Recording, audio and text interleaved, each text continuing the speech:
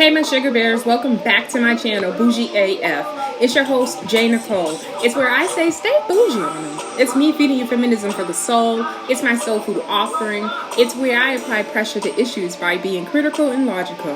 Now don't forget to like, comment, and subscribe. Now let's get to the commentary where I can guarantee you I will be doing too much because that's just me. And like Charla said, who's gonna check me, boo? Hey y'all, it's your girl J. Nicole, and you're tuned in to the Bougie AF channel where I say stay bougie on them, and I'm serving you feminism for the soul. Don't forget to check me out on them people's Instagram at OG_BougieAF. You can also check me out on Twitter at Twitter at I'm_bougie_AF. And of course, I'm on them people's TikTok once I clear out my phone and can record. Because I'm so fucking receded up on this phone at She Bougie as F. So listen, let's get into it. Okay, so we are here to talk about Larry Elder and his latest visit to the Breakfast Club. We're going to do two videos. We're going to do the first video, which, went viral in terms of his nigga wake-up call. And then we're going to do the other another video in tackling his thoughts and opinions around systemic racism. I thought they were extremely both important, and I didn't put all of that in one video. But let's first start off by talking about Larry Elder, which I'm learning more about, watching more videos, more interviews. He is this conservative brother out of them people's, Crenshaw district of them people's, Los Angeles, California, and born and raised in the hood, in the ghetto, and, has, grew up through some hard, trying times and just had great parenting and all this other great stuff, and actually graduated from Crenshaw High. So he's most definitely from the hood, y'all. He's most definitely from the hood. His views are extremely interesting. He is a conservative, and y'all know I've always told y'all I'm also a conservative. I'm not someone who's like party aligned, though, with being a conservative. I just say I'm socially conservative in terms of like a lot of times my views socially. And you should be able to pick up on that, like when I'm talking about like rap or when I'm talking about the culture in general. I seem to be a little bit more stringent, a little bit more not as progressive in that type of ways. I'm extremely progressive when we're talking about like equal rights, or when we're talking about the LGBTQ community in terms of in women having the autonomy over their bodies. I'm like extremely progressive in that way. But then there'd be that other shit like in terms of that Lizzo shit, and in terms of that Janelle Monáe's type of stuff where no baby, you got to put your shirt on. No, Lizzo, you have to wear some damn pants in the appropriate places, okay? Like, so I could be conservative in that type of way. And so that's how I use it. That's how I define myself, right? And I think there's a lot of people out there who are trying to create this just like demonization of conservative people without adding context, without talking about the nuance or the things that make people different as they are conservative. Same way there are differences in terms of people who consider themselves Democrats, right? All right, so we're talking about Larry Elder, a conservative talk radio show host. I mean, I recently just today actually I watched it. I watched two videos. I need to actually finish the 60-minute one. There's a video from back in the day when journalism was just great, when journalists just asked questions, great questions, right? Like, not how many STDs you've had and shit like that. Just to see, I forget who was doing this interview for 60 minutes, but it was a really, really good interview. He asked all the right questions. He gave Larry Elder the opportunity just to talk. Okay, that's extremely important. Even as an interviewer myself, I'm learning how you just have to let people, if you have an interviewer, you have a guest, you have to let them talk. Right? Like people who tune into you on a regular basis know what you think, right? Know what you're about. But when they're tuning in to your guests, it's really about the guests. Like I get so annoyed sometimes when people start testifying during the middle of their interview about their own shit. And I'm like, I didn't tune in for your shit. But really great 60-minute interview, talked about his upbringing, his father, his mother, just getting a little bit background and feel on people. It's extremely important for me to kind of get a whole workup on people, and sometimes. And Larry Elder is extremely interesting. His father was a staunch Republican and his mother was a Democrat. And it kind of blows in the face of, some of these new younger people who tend not to know that traditionally, historically, we have always been conservative and stuff like that, especially socially conservative. And that's why you have so much, still pushback within our community towards the LGBT community. And it's kind of weird when people won't call it what it is. That's your conservatism. Point period blank. When you are sitting back and saying that you believe in a nuclear family and traditional women and all the other stuff, that's just a way of avoiding just calling things conservative. And it's weird, and it's weird. It's hella ignorant. That some people can't put it in perspective, but that's a lot of times how you know that people don't know a lot of times what they're talking about, or even if they really know what they're standing on. You're standing on conservative values. Sorry to be the one to break the news to you. I know you want to not associate yourself with people you identify as like MAGA people, Trump people, but that's not all of it, right? But that would require doing the work. That would really require just really being firm and knowing what you stand on and being able to articulate that in a way that makes sense, right? So with that being said, Larry Elder, he is a conservative, interesting guy. He is that black person. I feel like sometimes a lot, when we talk about Clarence Thomas, he's, Clarence Thomas is the poster child in the association. When you hear black people talk about a sellout or call someone a coon, they be like, oh, he like Clarence Thomas, that Clarence Thomas ass nigga. Like that's like something that you would hear. And that's like a buzzword. Clarence Thomas has become like a buzzword, associated with with coon and sellout and all this other stuff. You sort of, in terms of like Larry Elder, he would most definitely within the black community be someone they would label a Clarence Thomas.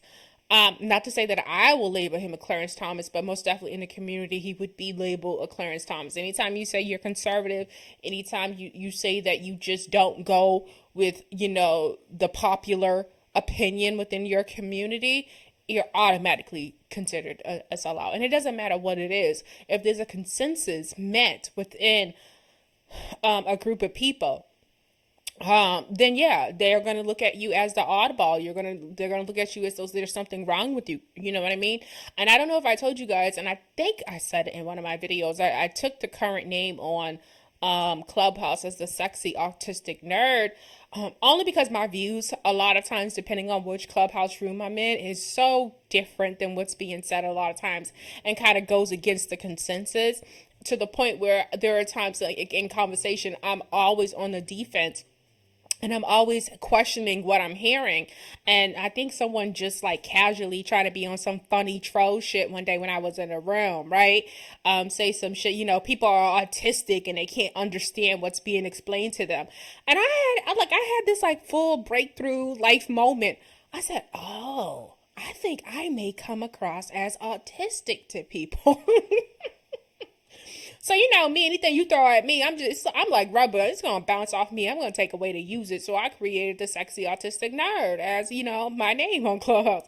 But I started to realize that in certain spaces, when there's a consensus, and no matter how ignorant and uninformed and just ghetto and degenerative these consensus and these groups may be, and it doesn't matter what off a Clubhouse or even in real life. For me, I started to realize even in like real life, right? If you are the smartest person in the room, you got to understand something. They're never going to be able to see you as that smart person. They only know what they know. Right? Not to say that they're dumb, but people only know what they know. And if a consensus of people and they've reached the maximum of what their understanding is and it matches the majority in the room, what's wrong with her? She trying to be a contrarian. She trying to be difficult. She thinks she better. Look at her acting like the white man, the colonizers trying to change us to be more like them. Even though, right? Just real sidebar, real quick. I was in this room last night and I was like hella confused because again, I'm quite aware of like colonization and what it did in terms of spreading,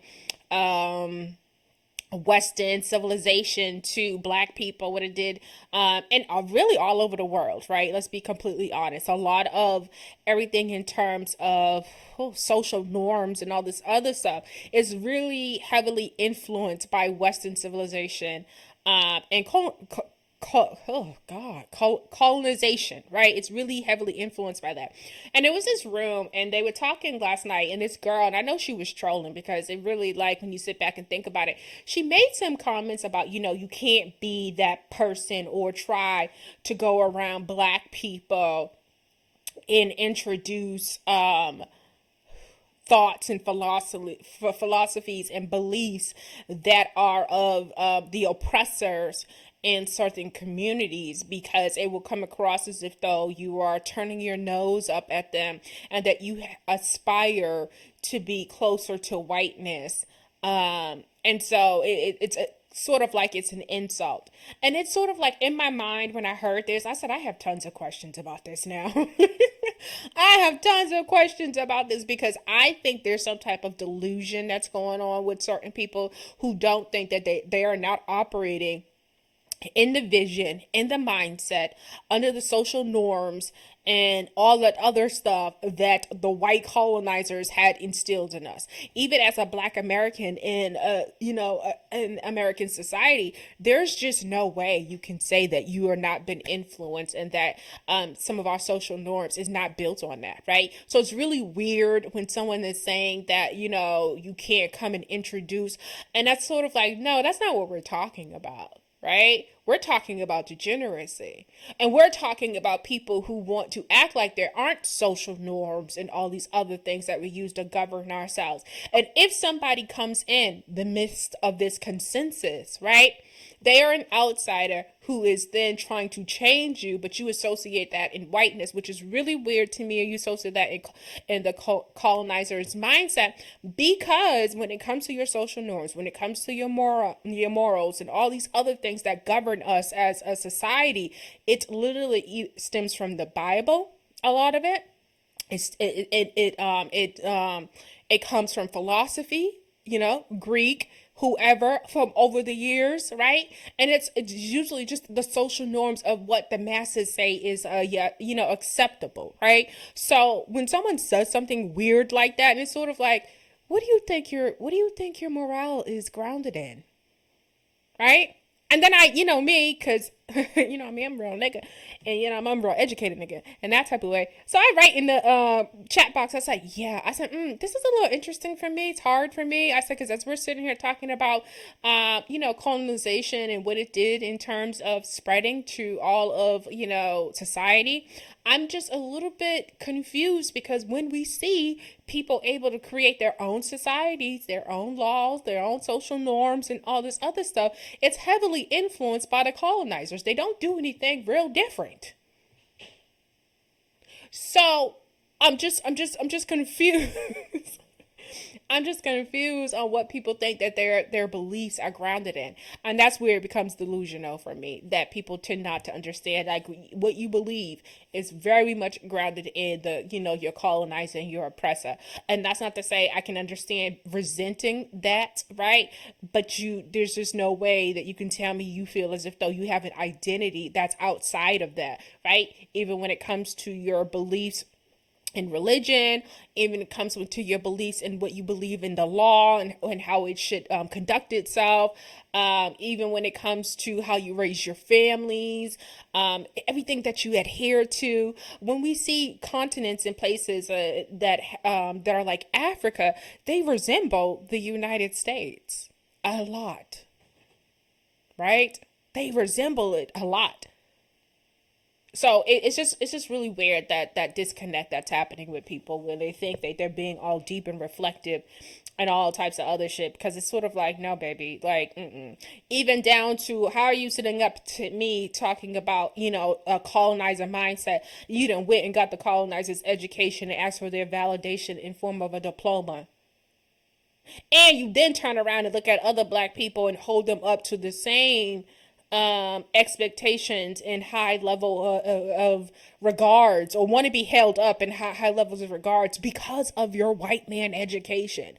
Like, get the fuck out of here. Like, who y'all be, y'all play with Yeah, y'all just be playing. That's all I'm gonna say because there's just no way. Because I probably would just laugh at you, like, because it just really is weird to me.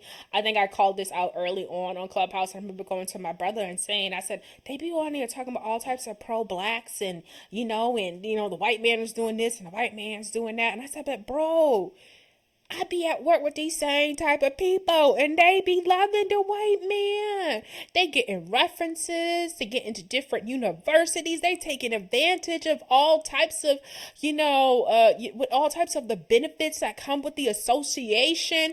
They ain't at work like I don't fuck with whitey. So if you let somebody trick you into thinking that you should not network, associate, or find good people, and I don't care what race or whatever they are, find good people that can help you move forward. Use the dummy. I promise you. I don't care how black you say they are on the Clubhouse. I don't care who. I don't care how much they say they hate whitey. I don't care about any of that. I promise you, they got them a good white person. I've seen it in real fucking life. I've literally seen it in real life. The ex-leader of our Black Lives Matter here in Boston, Massachusetts, Monica Cannon Grant, y'all can look her up. All types of, you just want, she say this shit about me, want to get close to white superiority. You want to get close to whiteness and da da da. She said this about another conservative black woman. You want to be with them people and da da da. Like, she was really going in on this woman. Whole time, y'all, she got a Jewish woman in her pocket teaching her how to get at them grants and all that type of stuff, helping her with her 5013. She had her a good white person. So all I'm saying, is basically don't let these niggas trick you into believing some shit that ain't realistic. We are all in society together, working together, having and needing each other to obtain a lot of time. And if you're not have your own business, you most definitely are relying on your relationships with other people and other races. And even if you do have your own business, you're not telling me you're only doing business with other black businesses. That doesn't even make sense, and that's a little weird. You may have contracts with companies that are ran by white people. Like, let's keep it 100, because I'm far from dumb, so I don't know. Whew, yeah, I had to get that off real quick. But let's get into, Charlemagne and, the Breakfast Club still coming up short, and really needing to get back to the essence of like what we know them to be about, which is, interviewing artists and having those moments. I think they're way past that. I don't think there's any real superstars at this moment that kind of can give them what they need in terms of being viral so they can stay relevant, right? So what has happened, like, over the years, and as Charlemagne has had to calm it the fuck down and not be that shock host, and be Wendy's, B Mike. And I think a lot of people forget that he's not somebody who got on radio or was known to be on radio because he was a great thought leader, right? He was a shock host. He was saying things. He was exposing people like Mr. C. Like, he was doing a lot of crude and talking a lot of shit. Wendy was talking a lot of shit. She said a lot of things about people. You know what I mean? She's like, it was really gutter. Like, it couldn't happen in 2023, but that's what we know him for. We don't know him for being some enlightened, well thought person. Like, we just don't. And it's really weird to see him try to, transfer or try to imply that he's his brother. He always has some book talking about he's read this and read that. I have not heard the brother express an opinion to the point that I feel like I'm impressed by whatever the fuck he's read over the years, right?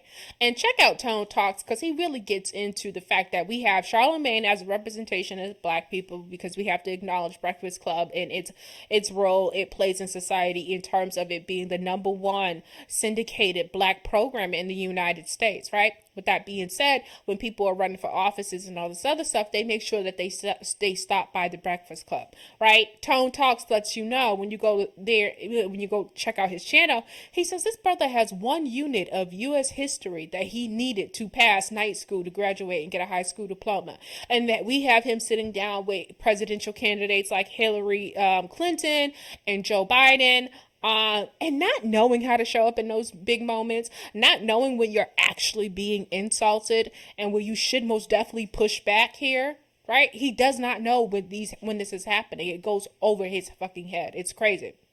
But of course, to really kick it off for me was like when Monique went up there and she had to put him in his place. I was probably in like real life one of the only people I knew and online that was like, yo, I'm riding with Monique. Everything she's saying is logical, makes sense. She articulates herself extremely well. She explains what's going on, and I'm with that. Right? You had her going up to the Breakfast Club and you had him making her the donkey of the day and trying to embarrass this woman who was standing on business. Fuck what you feel, fuck what you think, fuck how you feel about her comedy, and if it makes you laugh and any of that. She was standing on business, right? And so to have this person who did not know what he was talking about, and for everything, coming out years later that she was right, won her lawsuit and all this other stuff, right about everything, everybody she called out, everybody, she was taking to task. But instead, what she got from a lot of people within the community, oh, you're being unprofessional. Who's gonna work for you if they think you're gonna go to social media and air them out? Baby, you don't have fight in you. You're not a fighter, right? And as Black Americans, we've always had to fight for fight for what we get at in life. Right? And so if you let the appearance of the fact that you rather, get along to go along, if you let that outweigh the right of what you're standing on, we're never going to get anywhere. They had to learn that you couldn't do what you did to Monique, so they wouldn't do to other Black women. That that you have to pay other Black women. So it was always bigger than Monique, and she made sure to let y'all know it's bigger than me. There's somebody coming behind me. Same way Moms Mabley felt the same way. Everything she endured, they had, because before there was Monique, there was a Moms Mabley who went against the grain. Right? So a lot of times, to have that wherewithal to be conscious that I am standing out in front and making a change for my people, and some may not understand it, and a lot of times they don't understand it, right? A lot from me lately. You know what, brother? You're going to hear yourself a lot from me lately. You're going to hear yourself around the world because we have to explain brothers like you. We do. And when we watched that movie, Birth of a Nation, and we saw that man walk his wife into that master's house, we watched him walk his wife in. Then we watched him go back and get him. You're that brother. I thank y'all for your time, my babies. You know what, brother? So basically, Monique just literally told him what I just told you guys, that you rather me be treated any type of way by them folks and not stand for myself and tell me that I'm doing too much, too difficult, and all these other things, and play into that that narrative, that paints me as an angry Black woman, right? Then stand for what I stand on business. You rather that. So that was Monique's, right? All right. So now let's get into this Breakfast Club interview, right? So this is Dana and the real Dana on YouTube. And y'all know I really don't watch too many females, but I don't even think I watch her show, but I ran across this clip, and I'm always interested in what Judge Joe Brown has to say. He is a very interesting, polarizing man. Don't say I don't agree with him all the time. He really goes in on Black women, really harsh. But some of the best listening to Joe Brown is listening to him talk about the real Tina Turner. And let's just say, I think it was probably when I found those clips on YouTube of him talking about Tina Turner that I had to really get my head into the game of knowing. Well, I mean, I knew, but really, really, when it comes to the celebrity news and all this other stuff and seeing what's happening with Lizzo lately and seeing what happened with Ellen DeGeneres, is that we don't know these people. And they show us what they want to show us. Even if she had a whole movie that talked about her life, meaning Miss Tina Turner, she told us what she wanted us to know. And she painted a narrative that she wanted us to see. And with that being said, Judge Joe Brown has another narrative about her that contradicts a lot of what we believe. And I'm not going to, disparagingly talk about Miss Tina Turner, because I most definitely am a fan, very hardworking woman. But all I'm saying is we just got to be easy with just people and thinking we know people, because we really don't. Because there's somebody out there that's going to be able to say something or tell you something about someone that you don't know. And that's just life. I think even not even talking about a famous person, just thinking about myself. There's going to be some people out there that's going to be able to tell you some things about me. There's going to be some people out there that's going to be able to say that they don't like me for whatever reason, right? And that is what it is. It's a part of life. And that's just that. I mean, there's nothing to even explain about, even when there is people who don't like you or have the worst to say about you. There's always two sides to a story, right? People just don't do things to people for just no apparent reason. So that's why it's best to kind of, be easy. All right, so let's get into this so we can see this clip of the Breakfast Club and, Charlamagne actually getting his nigga wake up call. Now, Monique gave him a nigga wake up call and it didn't set in with him, but okay. The elder. Because he was on the Breakfast Club and, basically, they're saying that he kind of set fire on Charlamagne. When it comes to that, yeah, exactly. And he's not unintelligent. And I know he destroyed what's his name, Charlamagne, the god, little bitty dude, sits up there, names himself after a 7'2" tall giant in his day, who was an early edition of Adolf Hitler with all of the cleansing programs he did. One of the things he's accused, well, they have proof on it. He executed more than 100,000 people because they cremated their dead instead of burying them. He did stuff like that. So let me see him destroy Charlamagne. I want to play this part first. It says Larry Elder checks Charlamagne a god. Have you ever heard the term nigga wake up call? No. It is an incident where a person of color forgets that they are of color and are reminded rather brutally by an unexpected act of racism. Have you ever had any of those? Oh, brother. I'm just asking.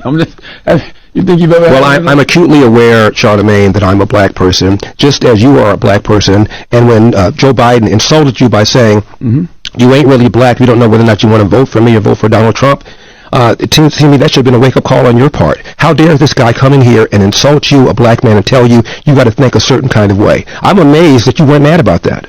I'm not gonna say it upset me, just like I'm not letting you upset me. You know what I mean? I don't tend to get upset over things like that. But what I did say, well, you just not talk about a nigger wake-up call, and it seemed to me that should have been a wake-up call on your part to have a white guy come in here who also said, by the way, about Mitt Romney.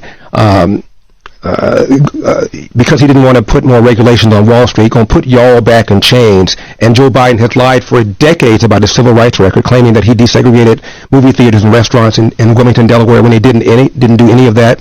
He lied and said that he tried to visit Nelson Mandela during apartheid South Africa. He did not. And he came in here and told you aren't even black and let you think a certain kind of way. It seemed to me that should have been a nigga wake-up call for you, but it wasn't, apparently. Yeah, I mean, no, for the record, I'm not a Democrat or Republican. I didn't say you were. I think both. I don't know what you are. I never even asked you about your party affiliation. Yeah, I'm just saying but you are black. And to have a white guy come in here and tell you have to say, think a certain kind of way, otherwise you, quote, ain't black? Wow. How should I have replied to him, you think? What I just now said, how dare you insult me and tell me I think as a human being, let alone as a black person? I don't tell you how to think, Joe Biden. How dare you come in here and tell me how I should think? I'm going to vote for Donald Trump if I want to vote for Donald Trump. And if I want to vote for Donald Trump, it does not make me not black. 20% of black people, black men, as I said, voted for Donald Trump in 2020. Are they not black now? So only 80% of black men walking around are really black, 20% are not because they voted for Donald Trump? How insulting is that? How condescending is that? I mean, you're probably right, but I didn't take it in that way. I did. As I said to him in that moment, it's just about me wanting something for my people, and I want to know what is he going to do for my people, and not only for my people now, how are you going to atone for the things you've done to my people? Right. That's it. Right, and this is a guy, Joe Biden, who, when he first got into the Senate, hung out with segregationists, talked about how well he got along with them, talked about how he didn't want immigration because of a jungle.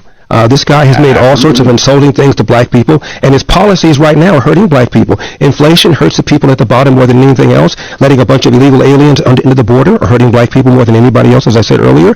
He's opposed to school choice when he has his own kids in private school, and we lost a year, almost 2 years of in-school education in California because of COVID that he supported. I mean, this guy has done monstrous things to black people, and then for him to come in here and tell you how you ought to think of the black person, it blew my mind. As a person objectively who doesn't care about either party. Charlemagne is weak. Huh? Charlemagne is weak. Yeah. But he's not that intelligent either to No, he's not. have that conversation with Larry Elder. No, he's not. And see, what happened, it transcended politics. It just got down to, hey, you know what we were looking at? Charlemagne's too young to know about it, but back in elementary, junior, and high school in my day, we ran to dozens. It was just like folk get up and rap now, and you know when. Yeah, so yeah, Judge Joe Brown and Dana has it completely right that Charlemagne is just not a bright person, and he just always in these moments does not show up well. I mean, I did a TikTok video where I did talk about, Charlemagne and his interviewing of Kamala Harris, where she also had to gather him, right? So he continues to make a fool out of himself, which is really disturbing because, he just does not have the tools, and he's not talking to the right people. For me going into the election for 2024, feel as if though, man, where you can't play around like this. You need to know what you're talking about. But if you paid attention to some of the guests that he's had on his show, it should concern you, right? He's continued to have Dr. whatever the fuck, Umar Johnson on there. He's continued to have people like a Polite has been on the show, right? Like for fucking what? Who else has he had on? They've had Jay Morrison on this show, right?